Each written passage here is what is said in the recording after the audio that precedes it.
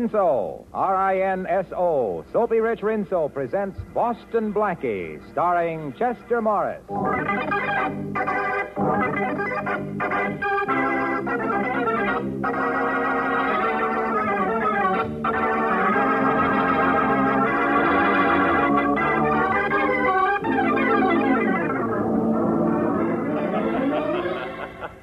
What are you reading, Chief? Little Abner? No, listen to this, Matthews. Special feature of the Great Gems exhibit at the famous Godet Jewelers will be the incomparable Star of the Nile emerald. One of the most precious gems in the world. So precious that George Stevens, vice president of Godet's, is personally bringing the star to Chicago from Chicago to New York. I don't get the joke, Chief. Sure you don't, because you don't know that Boston Blackie's on the same train with George Stevens. But, Chief, I don't get it. Well, if I know my Boston Blackie, and to my great sorrow I do, he won't be able to resist a little gadget worth a cool $200,000. I still don't see what's funny. Besides, Blackie hasn't gone after sparklers in a long time. I know that, but I also know one thing that sparkles that's right up Blackie's alley. What's that? Dames. Sure, Chief, but the Star of the Nile ain't a dame. Yeah, but Helen Crew is. Helen Crew? Yeah, something's bound to happen on a train when it's carrying those three. George Stevens, Helen Carew, and Boston Blackie.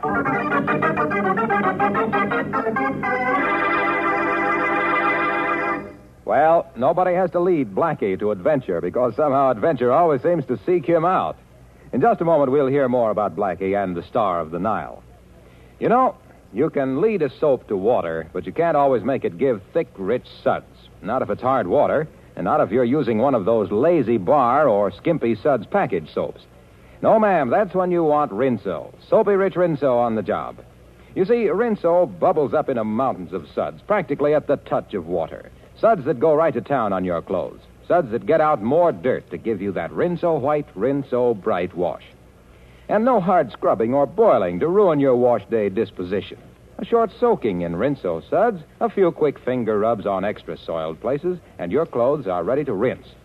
So, next wash day, whistle up a Rinso wash. A wash that's Rinso white and Rinso bright.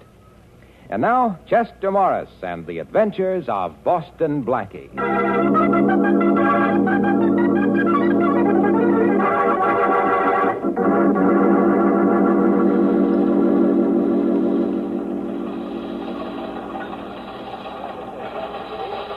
It's obvious that an international bank should be established for reconstruction. At the United Nations Monetary and Financial Conference held at Bretton Woods, certain preliminary steps were taken. However, it is only the beginning. When you realize that the International Monetary Fund will total around $8.5 billion.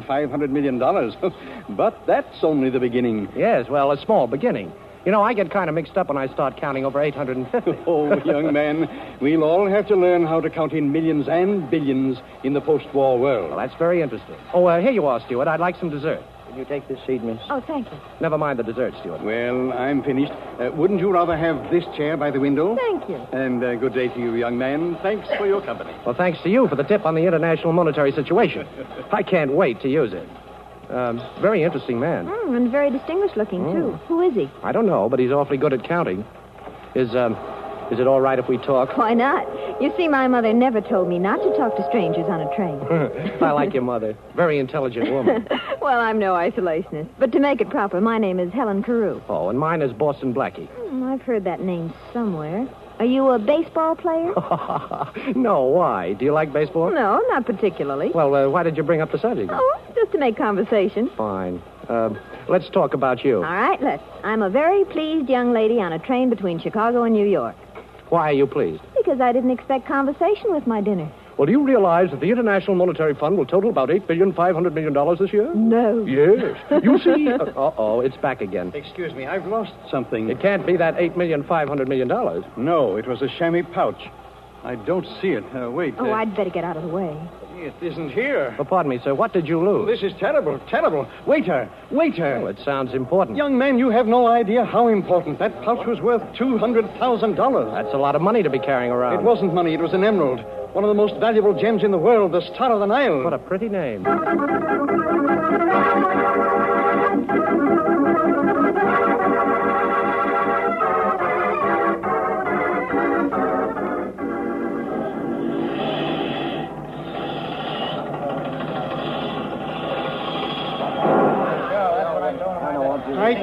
Inspector, I've been robbed. It was sometime during the dinner hour. The Star of the Nile is missing. Okay, Mr. Stevens, I got that much from the telegram the conductor sent. Now, we'll search every passenger on the train if we have to, so calm down. Now, you say you thought you left it in the diner. Were you alone? No, a young man joined me for dinner, and then later, just before I left, a young lady was seated at our table. Mm-hmm. Friends of yours? Oh, no, just the people one meets on a train. Now, this young man, what was he like? Well, he was a clean-cut-looking chap with dark hair, a good build, nice smile. I'm not a bit surprised. And the young lady? Oh, quite attractive. As a matter of fact, the young man seemed rather taken with her. Well, Mr. Stevens, I don't think you have to worry about your Star of the Nile. I might even say the situation is well in hand. Matthew should be here any moment now with the man we're looking for.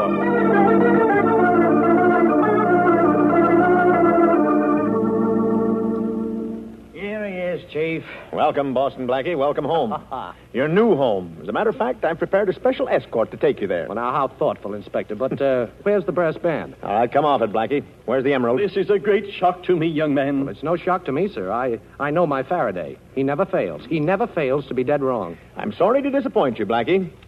But you were in the diner with Mr. Stevens when the emerald disappeared. Mr. Stevens? I didn't even know that was his name. Oh, now, Blackie, as if you didn't know that Mr. Stevens was vice president of Goday's and that he was carrying the Star of the Nile to New York. As if you didn't read the papers. Of course I read the papers, Inspector, but I was a little more interested in the fact that we'd just taken Cannes and Saipan. Okay. Now, you can tell me all about that at headquarters. Come on, Blackie. Now, look, Faraday, do you mind if I talk this over with Mr. Stevens? Whatever you have to say, you stay at headquarters. Come on. I'll be in touch with you, Inspector. Thanks again. Mm-hmm. Now, about that brass band, Blackie, I'll arrange to have one when we send you up the river. Oh, are you leaving, Mr. Blackie? Oh, yes. Yes, my Uncle Faraday always brings the town car to meet me. Uncle Faraday, my aunt. Well, your Uncle Faraday must have a lot of influence. I wonder when the police are going to let the rest of us off the train. Well, Miss Carew, I'll see if I can use my influence. You see, he happens to be the police. Oh, Uncle, meet Miss Carew. How do you do, Mr. Pleased Faraday? to meet you. I hope this fellow hasn't taken you in, too. Oh, no, Mr. Faraday. On the contrary, he's been very nice to me. Thank you. Yeah, that's Blackie. Well, you might as well know, Miss Carew. He's being charged with the theft of the Star of the Nile. But that's impossible. Impossible? What do you mean, Miss Carew? Well, I was at the table when Mr. Stevens discovered his loss, and I'm sure that Mr. Blackie had nothing whatever to do with it. You haven't known him as long as I have, Miss Carew. You mean to tell me that Boston Blackie didn't do it? That's exactly what I mean. Well, thanks, Miss Carew, for telling the inspector something that he should have known. He usually goes the long way around. You helped him find the shortcut.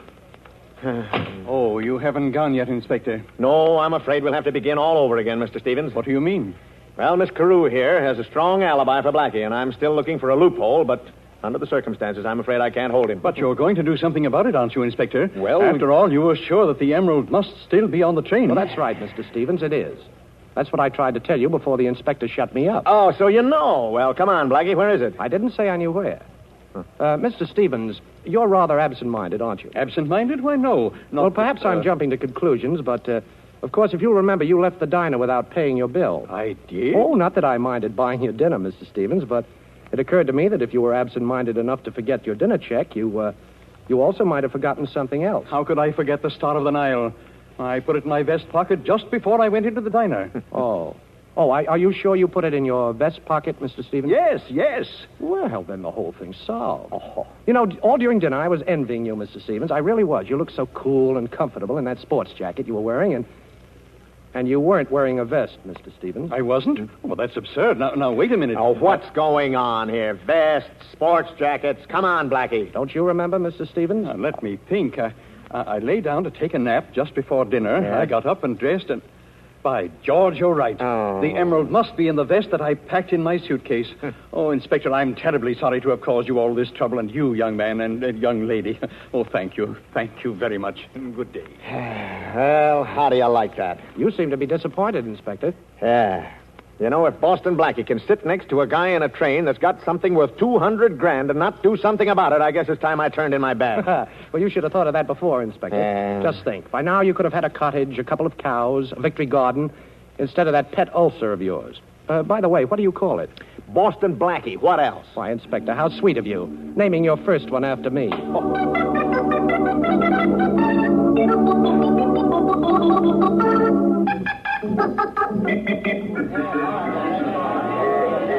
Taxi. Oh, Miss Carew, I've been looking for you. Here's a cab coming up now. May I drop you someplace? Thanks. Where to, Miss Carew? The Middleton, please. Okay, driver, 48th Street off Lexington. You don't miss a thing, do you, Mr. Blackie? Well, I have a great appreciation for beautiful things. Oh, then you must have seen the Star of the Nile. Star of the Nile? Mm-hmm. I was talking about beautiful things. Such as, well, the dessert I had for dinner last night. Oh, I was just marveling at how clever you were, helping Mr. Stevens to find his emerald. Well, it isn't hard to find something that was never lost, Miss Carew. And, incidentally, thanks for putting in a good word for me with the inspector. Oh, don't mention it. By the way, I'll bet there's another thing your mother forgot to warn you about. Oh? Accepting dinner invitations from a young man in a taxi cab.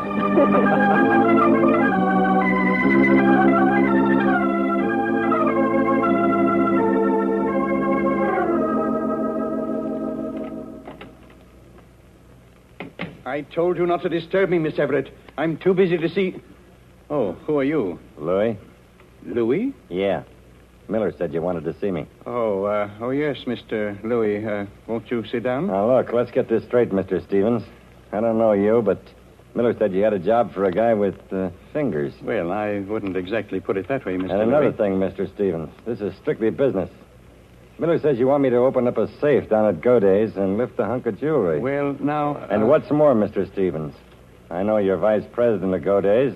That's your business, but it ain't mine. And if you're worrying about what might happen, you're in a swell spot. After all, who'd the judge believe, me or you? Well, I'm glad we understand each other, Mr. Louis. The emerald has already been deposited in the Goday vault, and since the exhibit will open tomorrow, there's no reason for any further delay.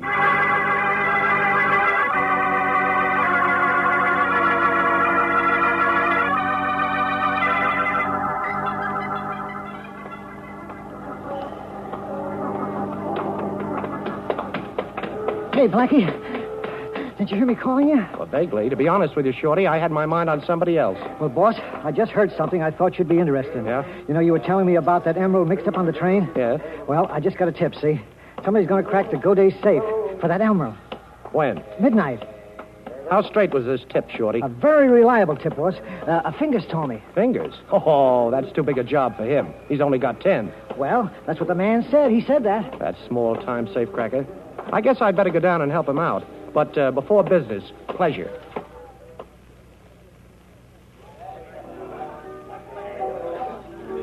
Well, for once, Miss Carew, I can't blame Farraday. After all, he brought us together. Brought us together? Yes. What do you mean? Well, if he hadn't accused me, you wouldn't have had the opportunity to vouch for me, and, well, I wouldn't have had the opportunity to show you my appreciation. Oh, I see. Well, the whole thing was a little silly anyway. Oh, well, not altogether. Farraday has the memory of an elephant and the persistence of a little beaver. And looks like both of them. If anything happens, it's got to be Boston Blackie. Oh, that's a nuisance, isn't it? Oh, I don't know. Faraday hounds me, but it's good to have him around at the wind-up. Blackie, I don't quite make you out, but I like you. Thanks. I hope that's an understatement. Well, I'm surprised the police are so suspicious of you. Oh, that's the story of my life. You see, Faraday has good instincts, only he picks the wrong person. If he knew, for instance, that tonight I may have something to do with robbing a vault, he'd become suspicious right away. But, of course, you haven't anything to do with that. But, of course, I have. Only it's not as bad as it sounds. Oh, now I'm really puzzled. Well, the only puzzle is, why don't I spend the rest of the evening with you? Meaning that you have to leave? Meaning that I have an important conference about something green and something Egyptian. Oh, I see. But like the Sphinx, you won't talk. Perhaps I'll have something to tell you later. I'll get your coat. Oh, thanks. I have to phone. But don't make any dates for the next month. I want to put in my bid first. Hello? Operator? Give me Madison 72772. Hello? Inspector? This is Helen Carew. I just had dinner with Boston Blackie. We're leaving now. He's dropping me off at my hotel. He's going down to Goday's. He's after the emerald. And, Inspector, if you should happen to catch him, please don't mention me.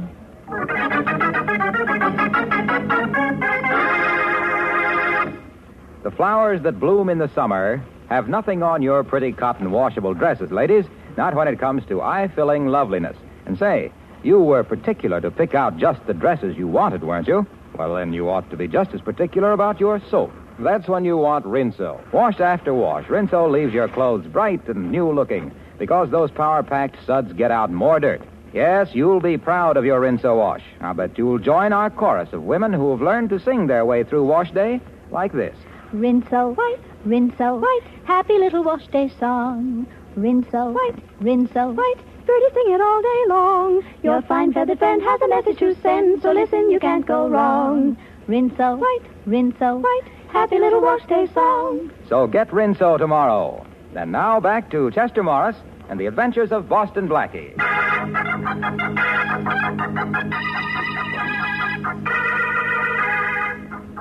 Boston Blackie, unaware that Helen Carew has tipped off Inspector Farraday as to his destination, is en route to Godet's Jewelers to try to prevent the robbery of the vault there and to discover who is back of the attempt to steal the famous Star of the Nile emerald.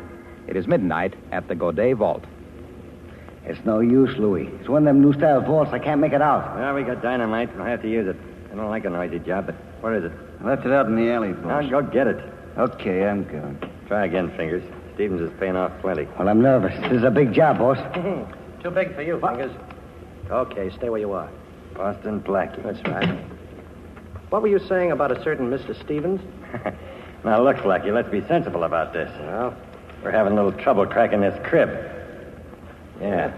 I'll make a bet with you. I'll bet you can't open it. Are you kidding, Fingers? I'll make a good bet. All right. So it'll pay you to try. Well, I'll make a bet with you. Not the kind of a bet that'll pay you in money, but it might save a few years of your life. Yeah? Yeah, all you have to do is talk. Yeah, we'll talk, Blackie. And drop your rod first. Oh, so you got a little playmate.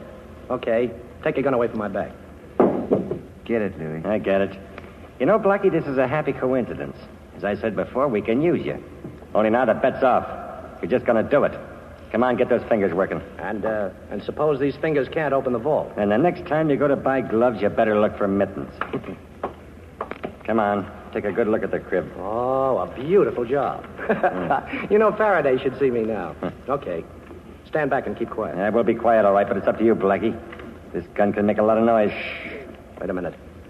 It feels like, there's one. Now let's try this. Next one. Oh, now that's two. Now... Open up, Louis. Break this door down. Come on, it's the law. It's the cops. Yeah, Miller. Is the alley door open? Yeah, and Joe's covering out there. Okay, let's beat it. What about Blackie? Forget about Blackie. Come on. Okay. There he goes, Chief. Stop, Blackie, or we'll shoot. I warned you, Blackie. Hey, this isn't Blackie. Hey, who are these other two? Oh, Louis, huh? Yeah, Fingers and Miller. Hey, what is this, a national convention? Where's Blackie? How'd you know Blackie was going to be down there, Faraday? A little bird told me, but where is he? Well, now, I don't expect you to believe this, Inspector, but so help me.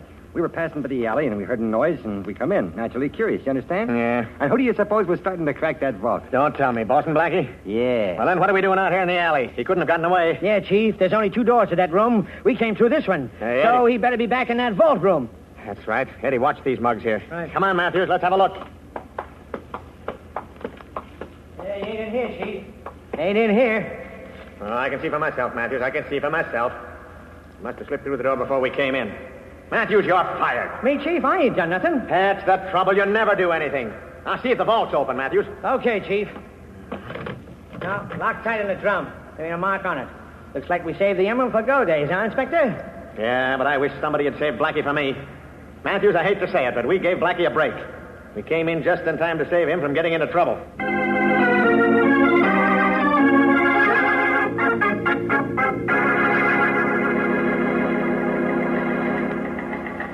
I just wanted to thank you, Inspector, for preventing the robbery last night and catching the thieves. Don't mention it, Mr. Stevens. Tell me, did they have a chance to open the vault? Nope, we were Johnny on the spot. They never even got started. Well, Inspector, I can't thank you enough for the fine job you've done. Fine job. Nothing ever happens. Nobody steals anything. Listen, Mr. Stevens, if somebody should steal that emerald and I catch him, then you can thank me. What burns me up is that Boston Blackie was down there, too, but he got away. Boston Blackie, he got away? Are Yeah. you sure the vault wasn't opened? Sure, we tried it. It was locked tight. Well, that's fine, but to be on the safe side, I'd better check up. I'll go right down to the vault myself.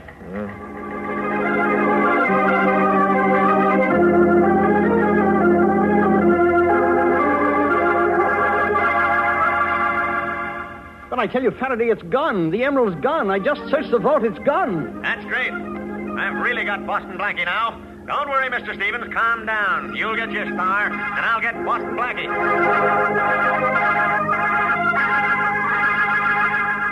So that's what happened, Helen. Faraday collected 3 mugs, and he didn't seem pleased about it. Blackie, how did you get out? Well, while Faraday was rounding up the other mugs, I got the last number of the vault's combination, you see? I opened the door and stepped in and then closed it. But you might have been locked in. I was locked in, fortunately, because somebody tried the handle of the vault later. You see, Helen, modern vaults have an anti-hold-up device. What's that? Oh, it's a sort of gimmick that locks the door from the inside. Well, I just pushed the lever. After they left, I slipped out through the alley door. What were you after, Blackie? I told you before. Something green and something Egyptian. The Star of the Nile emerald, of course. Did you find it in the vault? Yes. Oh. But I didn't take it. I just wanted to make sure it was there. You didn't take it. Blackie, I don't understand you. Now, look, somebody's after the Star of the Nile, and if he gets it, somebody's going to take the rap for it. Could be me, but that's not the point. Nobody's going to take a rap for somebody else while I'm around. You're talking about somebody. Who? I'll find that out. But first, I want to have a talk with Mr. Stevens at his hotel. Perhaps he has an idea. Goodbye, Helen. Next time, I promise you, we won't have any outside interference. Operator, give me Madison 72772. Hello? Helen Carew speaking. Oh, the inspector isn't there? Well, then I want to leave a message. Tell him that Boston Blackie is on his way to the Cavanaugh Hotel to see Mr. Stevens. I can't wait for the inspector to call back, so tell him I'm going to see Stevens, too, right now. But try to get the inspector there as quickly as you can.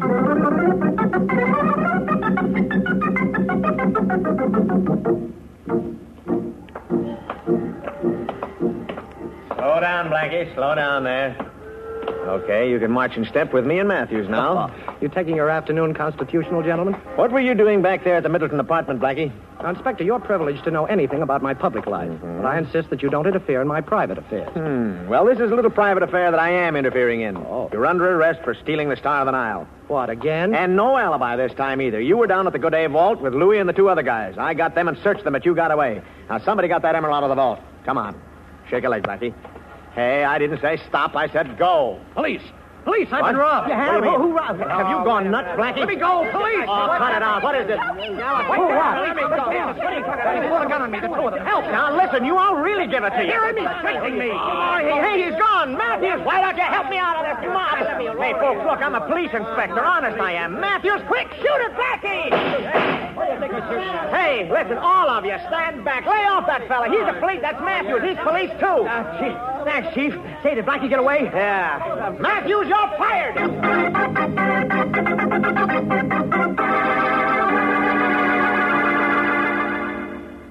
Sure he was coming here, Mr. Stevens. Miss Carew, why should Mr. Blackie come to see me at my hotel? Besides, I'm confident that by this time Inspector Farraday has made sure that the young man is no longer a free agent. Perhaps, yes, perhaps you're right. But, well, I'm not sure the inspector is right in what he's doing. Oh, now, Miss Carew, it's quite obvious that you have an attachment for Mr. Blackie, and if the police have taken him, I won't have to worry about the Star of the Nile any longer. The police haven't taken me, Mr. Stevens. Boston Blackie. And incidentally, if I knew how much the Star of the Nile would be worth to you, I might listen to reason. Blackie. Hello, Miss Carew. I rather expected you'd be here, too. I wouldn't try to phone Mr. Stevens. You really don't want the police to come up here. Why not? Because it would be very embarrassing for you. And besides, it would be very embarrassing if I had to use this gun. Blackie, look. Oh, Helen, don't. Helen, why did you knock the gun out of my hand? Because you had me fooled for a while, but I'm finally beginning to understand you, Blackie. All right, the 2 of you stand still and put your hands up high. Oh, so you have a gun, too, Mr. Stevens. Is that to guard the emerald you stole from your own vault? Mr. Stevens took the emerald? Yes. Usually when people want to steal something, they just steal it. But Mr. Stevens had to do it the hard way. But you made it much easier for me, Mr. Blackie. You see, you were in the vault, and now everybody will know that Boston Blackie stole the emerald. There's just one thing I'd like to know, Mr. Stevens. Why does a vice president of a large firm like Goday's have to steal a piece of jewelry? Well, there's an ugly word for it, embezzlement. I'm awfully sorry, Miss Carew. Sorry that you came here tonight because no one else can know what you two know now. I'm going to have to kill you. Come on, Stevens. Give me that gun. Stay where you are. I want that gun, Stevens. Blackie, don't. I told you to stay where you are. Look, you can't pull that trigger. Get back! Get back! Thanks, Helen, for sending the message. Inspector, I think Mr. Stevens will go with you now. Stevens? Yes, Inspector, and thanks for putting Helen on this case. We've got your man. Come on, let's go. No, I won't go. I can't go. I've gone long enough. I can never catch up. For years now, I've been running after myself, running away from something. I couldn't stop, but I've got to stop. You'll never get me, I tell you. I've got to stop. Well, we got what we were looking for, but I can't say I'm very happy about it.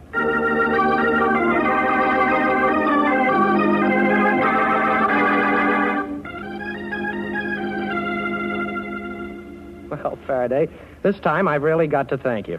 Don't kid me, Blackie. No, on the level. You saved my life.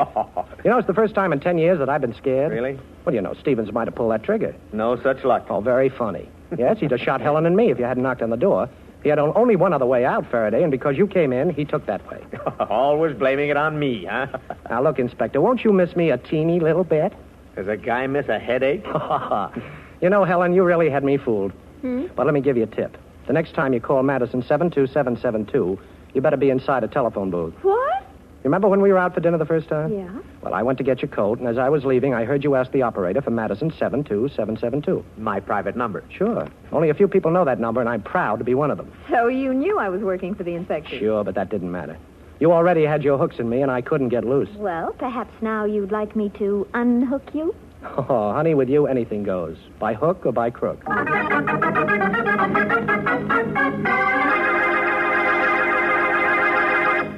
I suppose it's your business if you want to make a big job out of dishwashing, but I'd like to butt in just the same because I feel you don't really like to spend a lot of time at the kitchen sink, and you don't have to if you put Rinso to work for you. Those peppy Rinso suds get your dishes sparkling bright so easily that there's not much point in scraping and scouring with the lazy suds of some soaps. And Rinso's so economical, too. Just a little Rinso goes a long, long way. So better get Rinso tomorrow for dishwashing, for all the soap and water jobs around the house, and for a wash that's Rinso white and Rinso bright.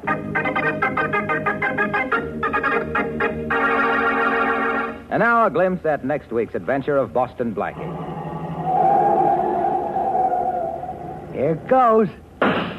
What a crack-up. Them plainclothes cops in that car ain't never going to interrupt another one of our hijack jobs. Plainclothes cops? Them ain't no cops. The driver of the car that just wrapped around a telephone pole is Boston Blackie.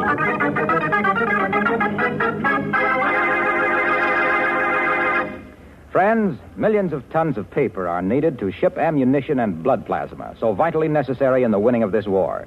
Do your share to see that our boys get the material they need. Save paper. The need is terribly urgent.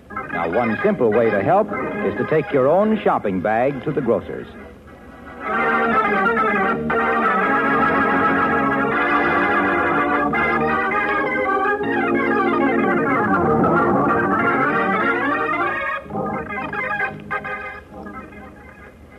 Be sure to listen in at this same time next week for another exciting adventure with Boston Blackie. You can see Chester Morris as Boston Blackie on the screen at your favorite movie theater. Boston Blackie's latest Columbia picture is One Mysterious Night, soon to be released. Richard Lane appears as Inspector Farraday. Music by Charles Cornell. This is Harlow Wilcox saying good night for Boston Blackie, brought to you by the makers of Rinso, the soap that gets clothes. And when you get Rinso tomorrow, buy some Lifebuoy, too. Use Lifebuoy in your daily bath or shower. You'll love that rich, purifying lather. You know, of 7 leading brands, Lifebuoy gives you the most soap for your money. And besides, it's the only soap especially made to stop... This is the National Broadcasting Company.